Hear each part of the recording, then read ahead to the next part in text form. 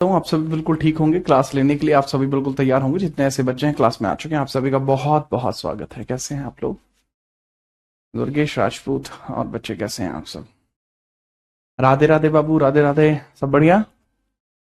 ठीक है आप? शाबाश। चलिए, we are starting the class. देखो जी, लास्ट क्लास के अंदर जो हमारा डिस्कशन चल रहा था वो दरअसल ही चल रहा था किसके बारे में, कि भाई किस प्रकार से चीजें आपकी रही हैं। ठीक है, किस प्रकार से चीजें आपकी रही हैं।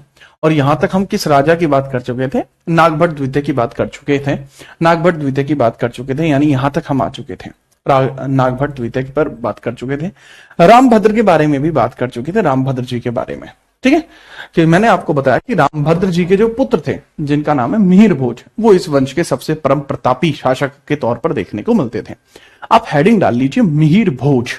ठीक है, आज हम उन्हीं के बारे में बात करेंगे। ठीक है, आज हम उन्हीं के बारे में बात करेंगे। तो आज मैं आपकी क्लास लाइव दिख रहा हूं, अन्यथा मैं रिकॉर्डेड ही देखता हूं। वाह हिमांशी वाह। ठीक है, चलिए हम हेडिंग डाल लेते हैं किसके बारे में? मिहिर भोज जी के बारे में। ठीक है, तो हेडिंग डाल लीजिए मिहिर भोज। ठीक है, तो यहीं पे ले लेते हैं, ये जो डेटा यहां पे लिखा हुआ है इसको मिटा लेते हैं।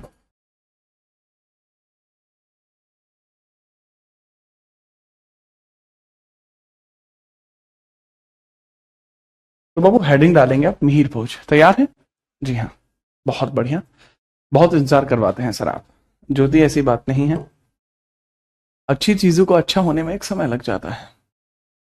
सर पंथ और धर्म के बारे में डिफरेंस बता दिए। जरूर बताऊंगा दुष्यंत में, निश्चिंत रहना।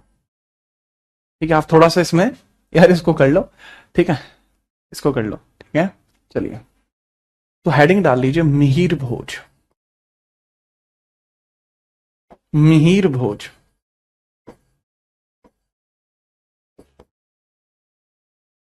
तो हेडिंग आपकी क्या है बाबू? मिहिर भोज हेडिंग है, मिहिर भोज। परम प्रतापी शासकों में से एक है। मजबूत इनका शासनकाल रहा है मिहिर भोज जी का। इनका शासनकाल 836 से 885, बढ़िया यही देखने को मिलता है। 836 से 885, 836 से 885 सीई कॉमन एरा, यही इनका कार्यकाल आपको देखने को मिलता है। अब इनके बारे में लिखना बाबू शुरू करो। पहला तो ये कि इन्होंने आदि वराह की उपाधि धारण की थी। इन्होंने आदि वराह की उपाधि धारण की थी। ठीक है, याद रखना, आदि वराह की उपाधि इन्होंने धारण की थी। आदि वराह की उपाधि धारण की थी। बढ़िया। तो मैंने बताया कि बाबू इनकी उपाधि आपको कौन से देखने को मिलती है? उपाधि या इनके टाइटल बताइए। आदि वराह की उपाधि इन्होंने धारण कर दी थी। आदि वराह, आदि वराह की उपाधि इन्होंने धारण करी थी। आदि वराह का टाइटल इन्होंने लिया था। ठीक है सर जी, हम जानते हैं। आनंद, आपको आपके जन्म दिवस की बहुत बहुत शुभकामनाएं। ठीक है, भगवान करे जीवन में आप वो सब कुछ हासिल कर पाए इस वर्ष में जो आप चाहते हैं। दूसरा आप लिखेंगे आदि वराह का टाइटल तो इनके पास आ ही जाता है। इसके अलावा इनको भोज प्रथम भी कहा जाता है। ठीक है, इनको भोज प्रथम भी कहा जाता है। भोज प्रथम, भोज शब्द राजाओं के लिए यूज होता है इस वाले क्षेत्र में। जो वर्धमान क्षेत्र है यहां पर भोज शब्द राजाओं के लिए यूज होता है, या इनको भोज प्रथम भी कहते हैं। बहुत सारे लोग इनको भोज प्रथम भी कहते हैं। भोज फर्स्ट भी कहा जाता है। भोज फर्स्ट भी कहा जाता है। इनका टाइटल है तो वही इनको मिला हुआ है, वही इनको यहां पर मिला हुआ है। ठीक है, याद रखना। प्रभास को तो आप सब जानते हैं। प्रभास को तो आप सब जानते हैं, अरविंद सिंह जी। प्रभास सुना होगा, साउथ इंडिया में एक मूवी एक्टर भी है। तो प्रभास सरनेम भी इन्हीं का है या टाइटल भी इन्हीं का है। तो इनकी उपाधि एक प्रभास भी देखने को मिलती है। प्रभास, प्रभास भी इन्हीं का टाइटल है। तो दरअसल ही आप इनके समय सीमा को आप देखेंगे तो आपको पता लगेगा कि जब तक इनका शासनकाल भारत में रहा, एक भी अरब आक्रांता इस क्षेत्र को पार नहीं कर पाया। ये जो आपका क्षेत्र है, पंजाब का क्षेत्र, राजस्थान का क्षेत्र, एक भी आक्रांता इसको पार नहीं कर पाया। बड़ी बात आपको ये देखने को मिलती है।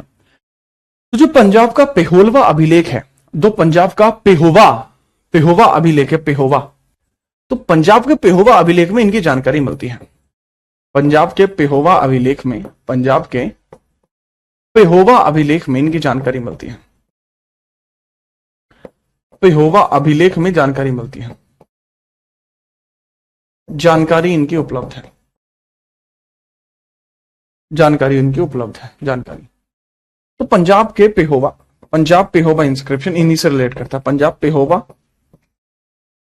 इंस्क्रिप्शन इन्हीं से रिलेट करता है। याद रखेंगे, बहुत बेहतरीन, कोई दिक्कत नहीं है।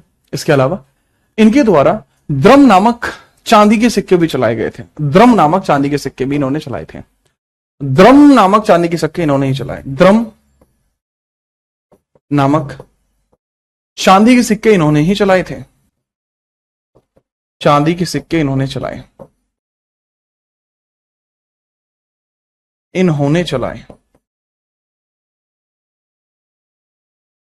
द्रम नामक चांदी के सिक्के इन्होंने चलाए। He issued dramma coins, dramma silver coins, द्रम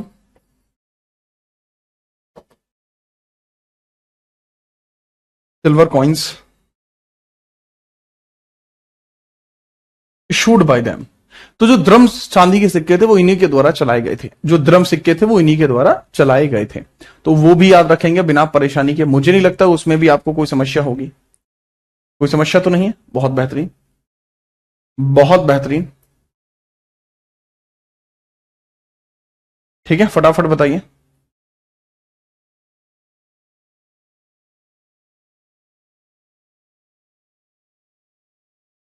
फटाफट से बताओ, कोई समस्या है तो फटाफट।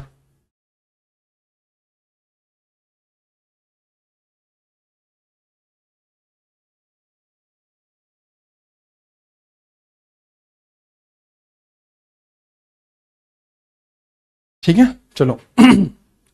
अब एक राइटर आपको देखने को मिलता है। सर जी आप बहुत सीरियस होकर पढ़ाते हैं। अच्छा नहीं, क्योंकि मुझे लगता है कि सीरियस होना जरूरी है। अब एक बात समझना, एक सवाल आया था पेपर में कि एक ट्रैवलर है आपका, इन जो है अरबी यात्री है, एक अल मसूदी, एक अरबी यात्री अल मसूदी आपको देखने को मिलता है भारत में। अरबी यात्री अल मसूदी आया था, अरबी यात्री अल मसूदी आया था। इनके समय में नहीं आया, समझना। अरबी यात्री अल मसूदी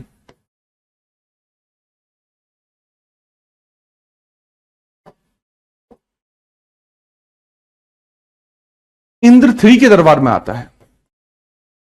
इंद्र थ्री के दरबार में आया, दरबार में आया। In the court of Indra three, Indra three के दरबार में वो आया था। तो यहां पर जो अल मसूदी है, जिसकी मैं बात कर रहा हूं, अल मसूदी, तो ये अल मसूदी कोई आम राजा नहीं है। अल मसूदी बेसिकली वो राजा है जो मिहिर भोज को एक उपाधि देता है। अल मसूदी, मिहिर भोज को इसने राजा बोरा कहा था। मिहिर को क्या कहा इसने? मिहिर भोज को इसने कहा राजा बोरा, राजा बोरा, राजा बोरा कहा था, राजा बोरा। ठीक है, चलो। क्या कहा था सुमित भाई? राजा बोरा कहा था, राजा बोरा। और गुजरों को इसने क्या कहा था? प्रतिहारों को क्या कहा था? तो अल मसूदी ने प्रतिहारों को कहा था, प्रतिहारों को अल बोरा कहा था, प्रतिहारों को अल बोरा कहा था, अल बोरा, अल बोरा कहा, अल बोरा कहा, प्रतिहारों को कहा था अल बोरा। ठीक है, चलिए। ठीक है, कुछ बच्चे पूछ रहे हैं कि सर आप आजकल क्लास एक दो क्यों नहीं ले पाए थे। सुनो, दरअसल जो आपकी वो है ना, जो पॉलिटी की किताब लॉन्च होनी थी, तो उस वजह से आज पॉलिटी की क्लास नहीं हो पाई। और आपकी पॉलिटी की क्लास बहुत जल्दी मिल जाएगी। ठीक है, तो निश्चिंत रहिए, टेंशन फ्री रहिए। ठीक है, मैं आपको एक बात सफेद कागज पर लिख के कह रहा हूं। I am giving you a thing on the white paper. अगर मैंने अपनी जबान से कोई शब्द निकाल दिया तो फिर अब कुछ भी हो जाए, मैं फिर वो काम करके रहूंगा आपके लिए। ठीक है, याद रखना। मैंने आज तक कभी अगर कुछ भी कहा है तो वो मैंने करा है। और ये मेरे मतलब ये नहीं है कि अरे सर तो बहुत बड़ी बड़ी बातें करते हैं, नहीं नहीं नहीं। अब भले ही उसके लिए मुझे कुछ भी करना पड़े, वो कार्य मैं आपके लिए करूंगा। बात इस बात की नहीं है कि उससे मुझे क्या फायदा होगा, नहीं, बात है बात की कि मैंने कहा है आपके लिए तो मैं करूंगा। मैं कभी किसी को धोखे में नहीं रखता। ठीक है, नोट करिए। ये जो चीजें आपको बताइए इसको फटाफट से नोट कर लीजिए।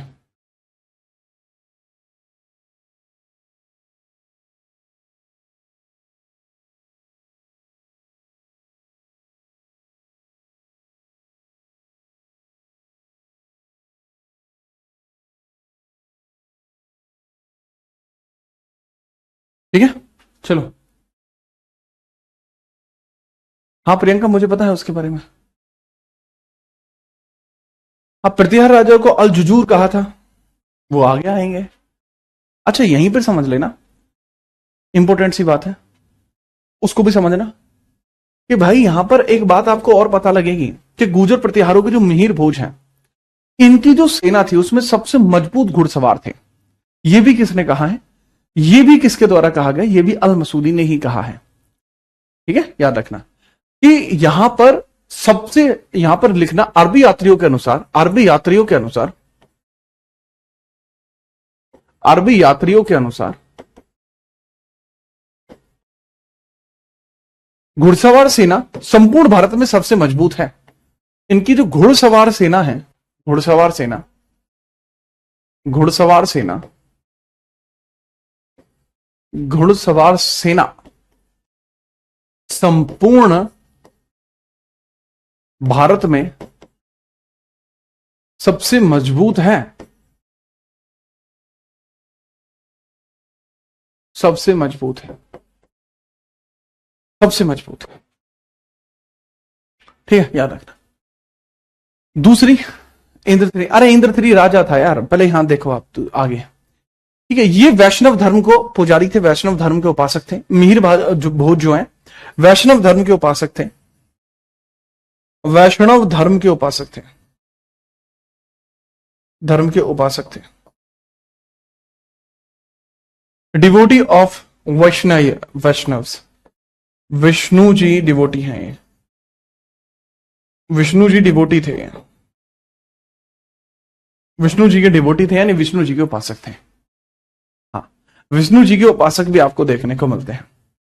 क्लियर है जी? हाँ, कोई समस्या मेरे ख्याल से आपको नहीं लगी होगी।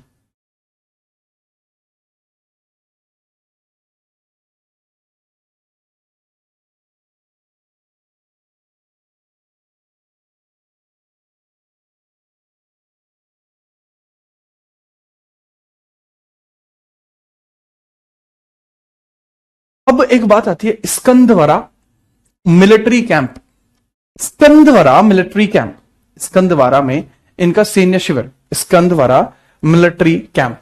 ये बाबू इन्हीं के बारे में लिख रहा हूं, मिहिर भोज जी के बारे में। मिहिर भोज जी का, मिहिर भोज जी का स्कंदवारा सैन्य शिविर, स्कंदवारा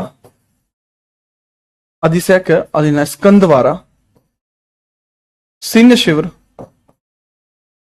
सैन्य शिविर, जो स्कंदवारा का सैन्य शिविर इनका देखने को मिलता है, सैन्य शिविर, स्कंदवारा सैन्य शिविर यानी स्कंदवारा मिलिट्री कैंप, स्कंदवारा मिलिट्री कैंप महोदया के अंदर था।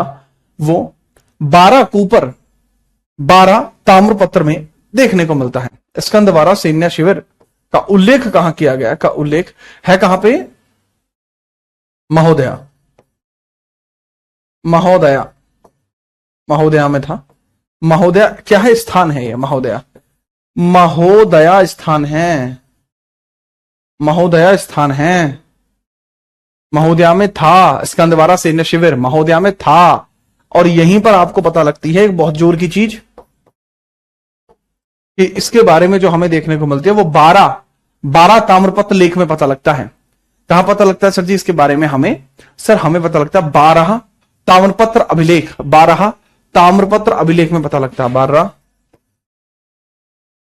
कॉपर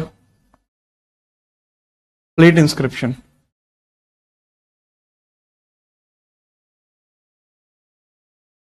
आपको देखने को मिलता है। 12 कॉपर प्लेट इंस्क्रिप्शन में देखने को मिलता है। तो 12 ताम्रपत्र अभिलेख में पता लगता है। ताम्रपत्र अभिलेख में पता लगता है। 12 ताम्रपत्र अभिलेख में हमें इसके बारे में पता लगता है। तो थोड़ा सा याद रखना, तो थोड़ा सा बाबू याद रखना, ठीक है। चलो फटाफट बाबू इनके बारे में नोट करो, फिर हम आगे बढ़ते हैं।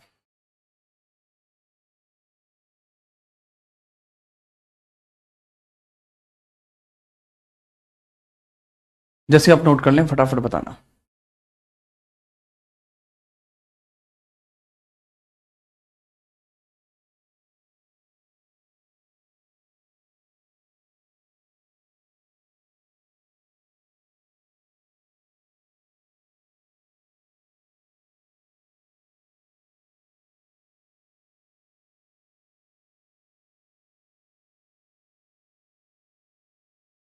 ठीक है गुरुजी, महोदया कहां पर है? ये एक बढ़िया सवाल एक बालक ने पूछा, महोदया कहां पर है? दरअसल कन्नौज ही महोदया है। कन्नौज ही महोदया है। Listen my boy, the Kannauj is महोदया। ठीक है जी, याद रखना। कन्नौज को ही महोदया के नाम से जाना जाता था। कन्नौज को कान्याकुब्ज भी कहते थे, महोदया भी कहते थे, और कन्नौज तो कहते ही थे। ऑब्वियस सी बात है ना। चलिए, दिमाग में आई बात? ठीक है भाई। पंकज भाई आगे देखिए। इनके बारे में थोड़ी मोटी बातें इसी प्रकार से आपको बता दी गई हैं कि ठीक है भाई, मिहिर भोज आदि वराय प्रभास इनका नाम था। ये 6वें नंबर के रूलर थे। अगले रूलर की बात हम करते हैं जिनका नाम क्या है? महेंद्र पाल। ठीक है, महेंद्र पाल की हम बात करते हैं। इन्हीं के बाद नेक्स्ट हम देखते हैं बाबू महेंद्र पाल। हेडिंग डाल लीजिए बाबू, महेंद्र पाल की हेडिंग डाल लीजिए।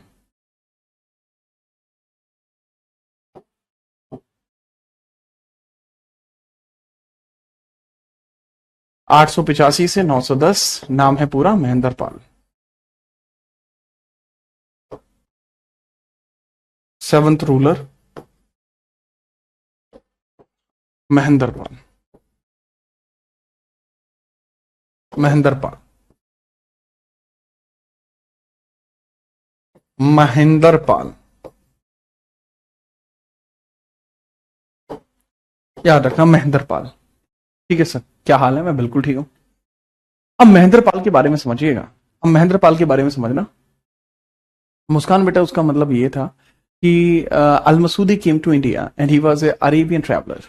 He said that this is Al Raza to Mihir Bhoj and said Al Bora to all the Gujar Pratihar rulers. I hope you understand that. Mahendra Pal के बारे में बात करते हैं।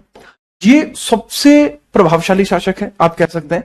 मिहिर भोज के बाद अगर कोई ऐसा है जो अपने लेवल पर पहचान बना पाया था तो दैट वाज महेंद्र पाल। महेंद्र पाल का जो प्रताप है वो भी आपको अलग ही लेवल पर देखने को मिलता है, जो नर्मदा और उत्तर तक। ठीक है, चलिए। सर्वाधिक प्रतिहार वंश का जो विस्तार है वो इसी के समय में था। इसी के समय में प्रतिहारों का कब्जा सर्वाधिक था। प्रतिहारों का कब्जा सर्वाधिक था,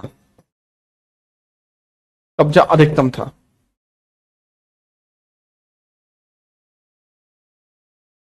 लार्जेस्ट किंगडम ऑफ प्रतिहार्स इसी के समय में था। Largest kingdom of Pratihars, largest kingdom of Pratihars, प्रतिहार्स।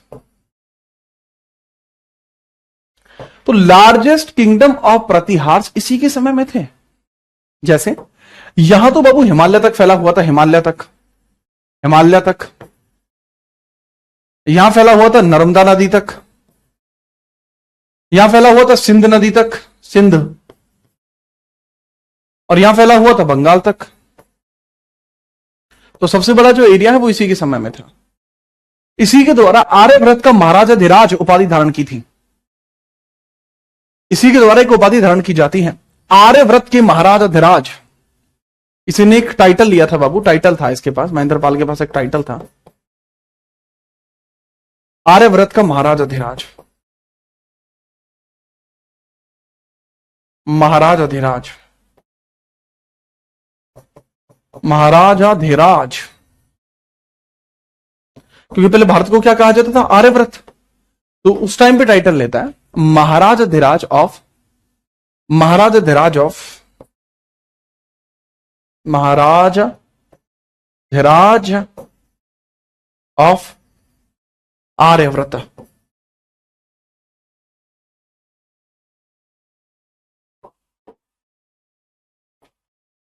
Mahendrapal के बारे में और बातें देखिए, महेंद्रपाल के बारे में और बातें देखिए। जैसे महेंद्रपाल आपको देखने को मिलता है, बहुत जरूरी रूलर है। आपको पता लगेगा कि भाई आपको इसके दरबार में राजशेखर नाम के कवि देखने को मिलते थे। इसके दरबारी कवि थे जिनका नाम था इनके दरबारी कवि थे जिनका नाम था राजशेखर। दरबारी कवि थे जिनका नाम था राजशेखर। बहुत जोर के राइटर थे राजशेखर। राजशेखर तो बहुत जोर के राइटर राजशेखर थे। अब राजशेखर के बारे में जानिए, राजशेखर क्या लिखते हैं। Great king of northern India, बिल्कुल इनके द्वारा किताब लिखी जाती है। जैसे ये लिखते हैं कर्पूर मंजरी। कर्पूर मंजरी सबसे इंपॉर्टेंट, कर्पूर मंजरी। कर्पूर मंजरी, कर्पूर मंजरी इनकी पहली किताब। कर्पूर मंजरी फेमस किताबों में से एक है, ना जाने कितनी बार पेपर में पूछ ली गई है। किसने लिखी है? राजशेखर के द्वारा लिखी गई है। काव्य मीमांसा, काव्य मीमांसा, काव्य मीमांसा, प्रपंच पांडव, काव्य मीमांसा, प्रपंच पांडव, प्रपंच पांडव, प्रपंच पांडव। एंड इसके अलावा प्रपंच पांडव के अलावा विधाल भंजिका, विधाल भंजिका, विधाल भंजिका भी इन्होंने लिखी है। विधाल भंजिका भी इन्होंने लिखी है। अब राजशेखर की एक बहू भी थी जी। लैंग्वेज कौन सी है? सूरसेनी और प्राकृत है। सूरसेनी और प्राकृत में लिखते थे। अब इनका विवाह हो जाता है अवंती सुंदरी नामक महिला से। अवंती सुंदरी कथासार, अवंती सुंदरी कथासार भी नहीं किए। अवंती सुंदरी कथासार, अवंती सुंदरी कथासार, अवंती सुंदरी कथासार, अवंती सुंदरी कथासार भी देखने को मिलती है।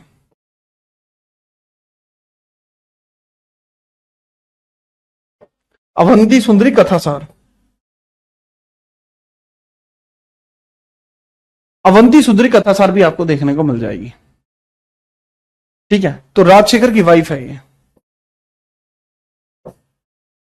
ठीक है, याद रखिएगा। पूनल आप कहां से लेती हैं ऑफलाइन क्लास? फटाफट बताइए।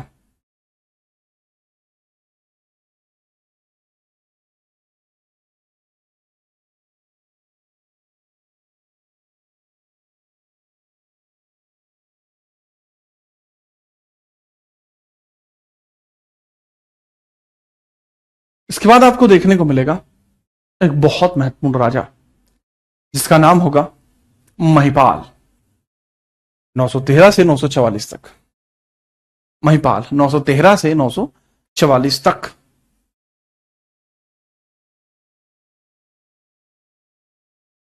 बाबू एक की है पंकज भाई।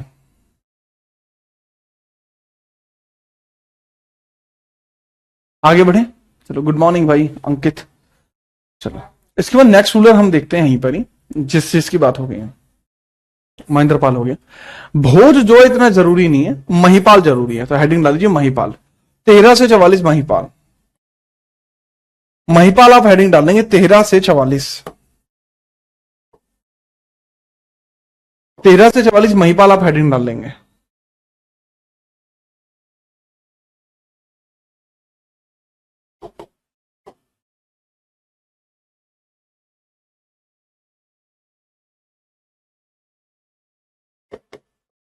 महिपाल के बारे में हेडिंग डालेंगे 13 से लेके 44 तक।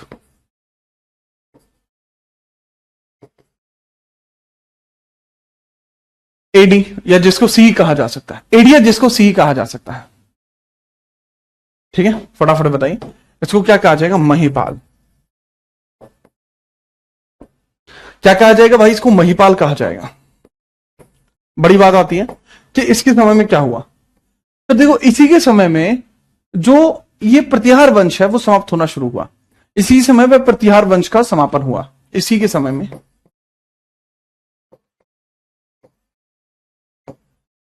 प्रतिहारों की समाप्ति प्रारंभ हुई। तो प्रतिहारों की समाप्ति है डिक्लिनेशन ऑफ प्रतिहार्स, डेक्लिनेशन ऑफ प्रतिहार्स। तो जो डेक्लिनेशन ऑफ प्रतिहार वो इन्हीं के समय में शुरू हुई। ठीक है, याद रखना। जी हां, दूसरा, इनको इंद्र थ्री ने हराया। इंद्र थ्री ने हराया। तो यहां से आपको पता लग जाएगा इंद्र थ्री कौन था? राष्ट्रकूट था। अब इंद्र थ्री ने हराया, इसका मतलब है अल-मसूदी इसी के समय में आएगी। जी हां, तो अल-मसूदी नाम का जो यात्री इन्हीं के समय में आया था। अल-मसूदी समकालीन है।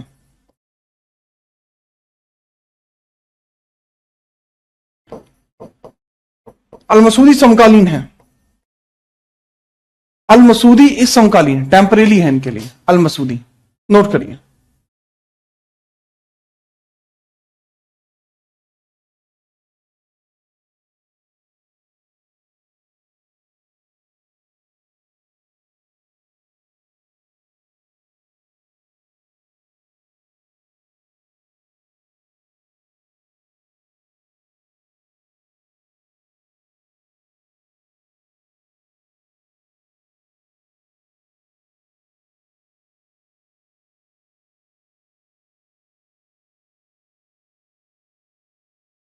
देखने को मिला आपको? चलिए सर, मैंने आपके सारे नोट्स लर्न किए हैं पर कॉन्फिडेंस वैसा नहीं आ रहा। आप बेटा क्वेश्चन भी लगाओ, तब आपको कॉन्फिडेंस छोटी सब कुछ आएगा, फिर नंबर भी आपका आएगा। ठीक है, इसके बाद आपको जो रूलर देखना है, देखो महिपाल हो गए, महिपाल हो गए। ठीक है, इसके बाद देवपाल या कोई और जरूरी नहीं है। उसके बाद कोई और जरूरी नहीं है। इसके बाद अगर आप लिखना भी चाहते हो गुर्जर प्रतिहार के अंदर, तो देखो महेंद्रपाल के बारे में अगर हम बात करें वो कर चुके हैं, महिपाल के बारे में भी हम बात कर चुके हैं। थोड़ा सा इनके बारे में याद रखना। ठीक है, याद रखना। इसके बाद अगर हम बात करें, राज्यपाल आप भले ही देख सकते हैं, राज्यपाल आप भले ही देख सकते हैं। राज्यपाल, राज्यपाल आता है 960 से 1018। राज्यपाल आता है 960 से 1018। राज्यपाल कब आता है? 960 से 1018। कौन? राज्यपाल आता है 960 से 18।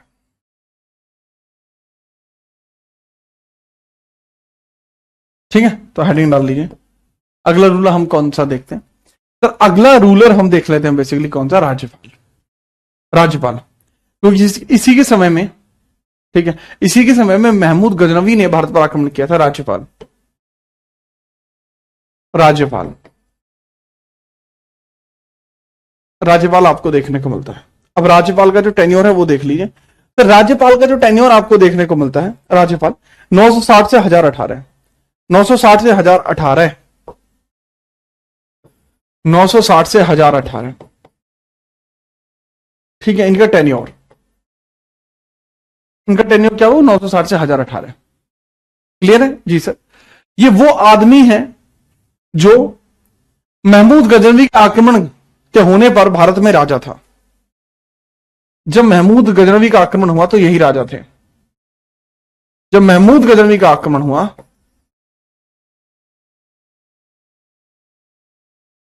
पर आक्रमण हुआ, आक्रमण हुआ, यानी महमूद गजनवी का आक्रमण हुआ, का आक्रमण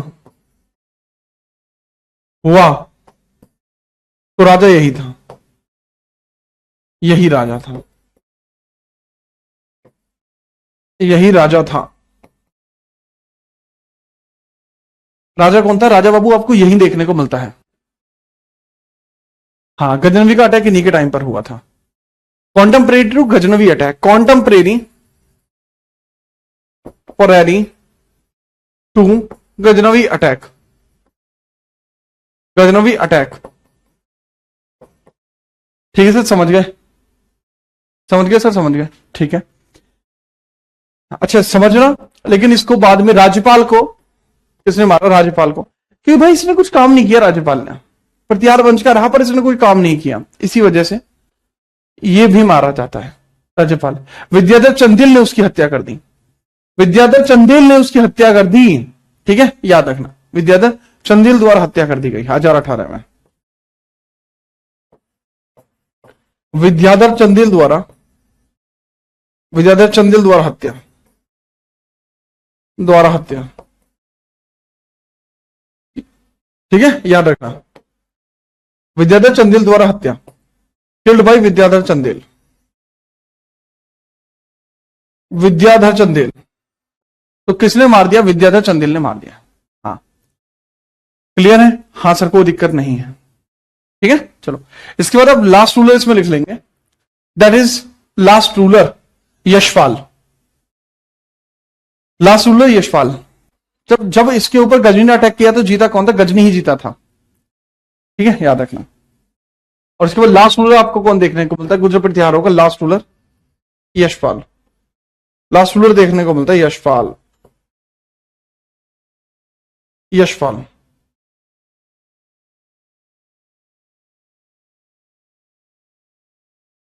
करेक्ट आंसर है, नोट करिए।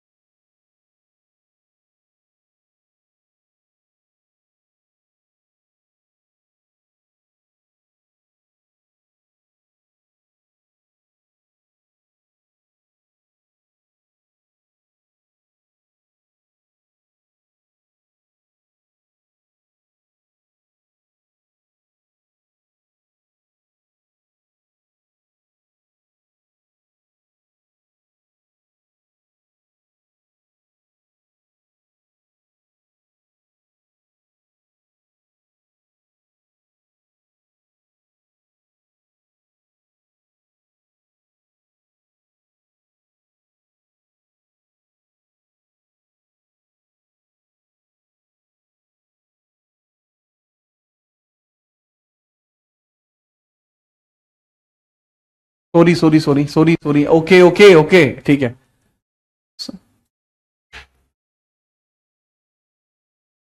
अरे भाई सेल डाउन हो गए, सेल डाउन हो गए थे, बस बस बस बस बस। अरे भाई सेल डाउन हो गए थे, बस डट जाओ। तुमने कमेंट बॉक्स का हैंग कर दिया।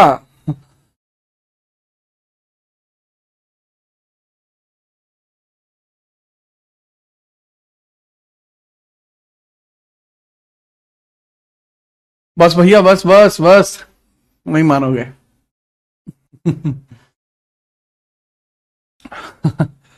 Okay okay okay, calm down calm down calm down. अभी आवाज आ रही है?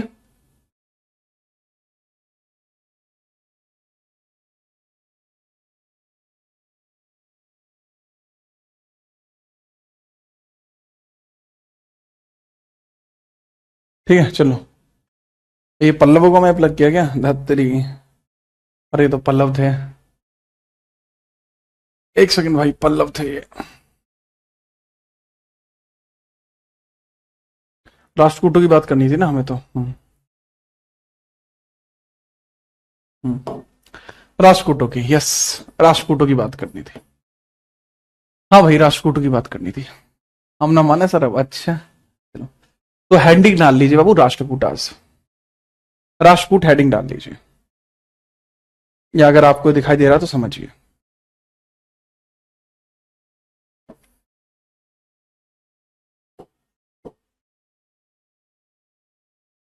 राष्ट्रकूट वंश।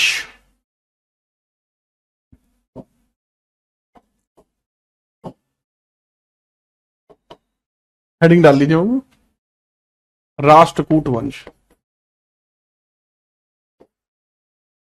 वंश। और राष्ट्रकूट डायनेस्टी। डायनेस्टी। ठीक है, तो ये जो आपको एरिया दिखाई दे रहा है, जो आपको एरिया दिखाई दे रहा है, ये राष्ट्रकूट डायनेस्टी है। ठीक है, ये आपका एरिया है, ये राष्ट्रकूट डायनेस्टी है। ठीक है, क्लियर है? ओके। क्या ये कन्नौज तक जा पाएगी बाबू? ये कन्नौज तक पहुंची है, जा पाएगी का क्या मतलब है? कन्नौज तक पहुंची है ये। ठीक है, चलिए। तो अब समझना बाबू राष्ट्रकूट डायनेस्टी के बारे में। ये दक्षिण भारत का राजवंश है, परंतु मैं इसे उत्तर भारत में इस कारण से पढ़ाता हूं क्योंकि ये इनका प्रभाव उत्तर भारत तक रहा है। इनके बाद हम राजपूत पढ़ाएंगे। ठीक है? ठीक है, क्लियर है? जी हाँ।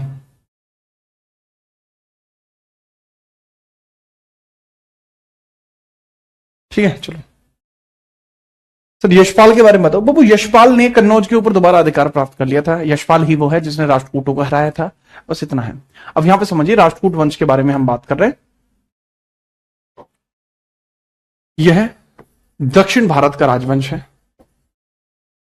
दक्षिण भारत राजवंश है।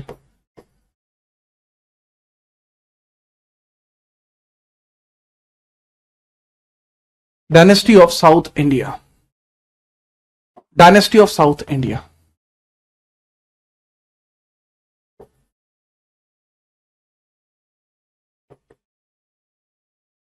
डायनेस्टी कहां की? वो साउथ इंडियन डायनेस्टी है। ये कहां की डायनेस्टी? साउथ इंडियन डायनेस्टी है। इनका जो प्रभाव क्षेत्र है वो कर्नाटक और महाराष्ट्र है। प्रभाव क्षेत्र जो है कर्नाटक और महाराष्ट्र है, सर्वाधिक प्रभावित क्षेत्र, या फिर इनका जो कह सकते हैं ना ओरिजिन क्षेत्र, ओरिजिनेट एरिया, ओरिजिनेशन एरिया, उद्गम स्थान, ओरिजिनेशन एरिया, जो इनका उद्गम स्थान है, उद्गम स्थान, उद्गम स्थान जो है इनका ओरिजिनेशन एरिया यानी उद्गम स्थान, तो आपको कहां देखने को मिलता है? तो बाबू जो इनका उद्गम स्थान आपको देखने को मिलता है, ओरिजिनेशन एरिया देखने को मिलता है, वह कर्नाटक है और दक्षिणी महाराष्ट्र है। लातूर वाला जो क्षेत्र है दक्षिणी महाराष्ट्र, सदर्न महाराष्ट्र एंड कर्नाटक, इनका जो क्षेत्र है। ठीक है, याद रखना। इनकी राजधानी क्या है लल्ला? राजधानी है इनकी मान्यखेट। भाषा क्या है? कन्नड़। राजधानी क्या है इनकी? मान्यखेट। मान्यखेट। मान्यखेट। भाषा क्या है इनकी? भाषा। भाषा यानी लैंग्वेज।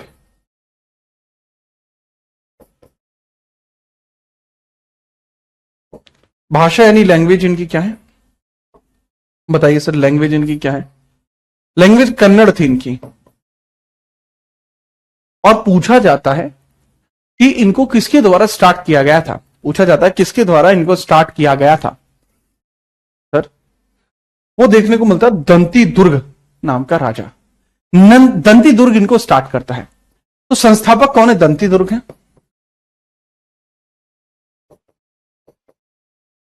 या फाउंडर कौन है? दंती दुर्ग है। फाउंडर कौन है? दंती दुर्ग है। दंती दुर्ग है। दंती दुर्ग। दंती दुर्ग है। दंती दुर्ग आपको देखने को मिलता है। दंती दुर्ग।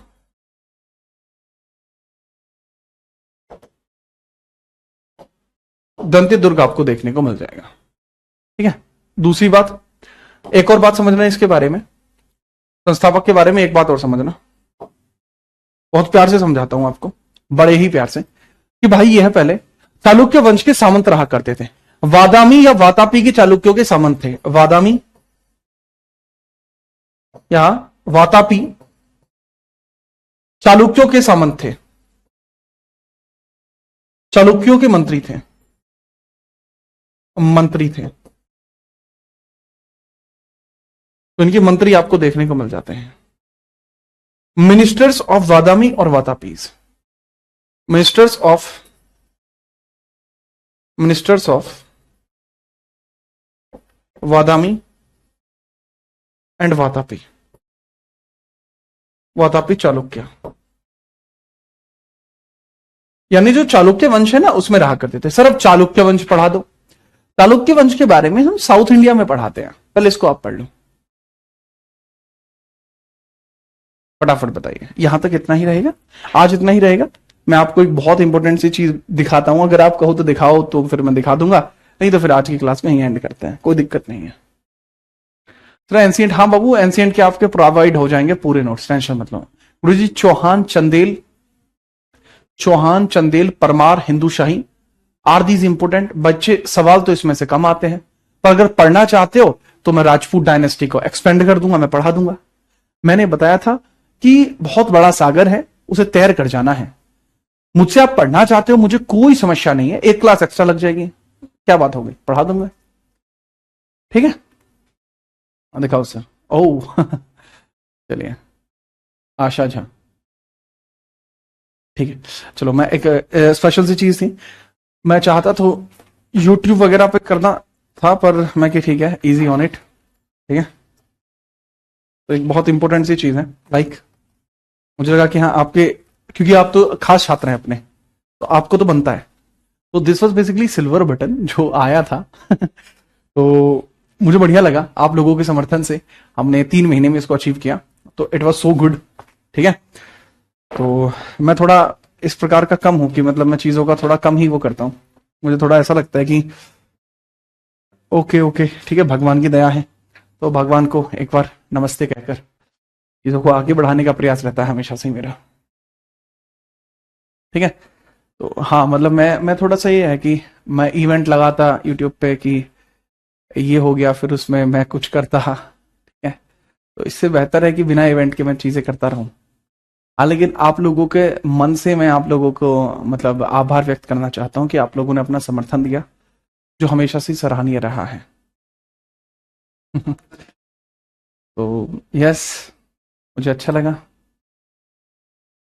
तो आप लोग वो हैं जो मतलब हमेशा मेरे साथ चीज़ों में मेरे साथ रहे। तो मतलब मैंने किसी और बैच में ये नहीं दिखाया, बाकी बैच के बच्चे भी जानते होंगे।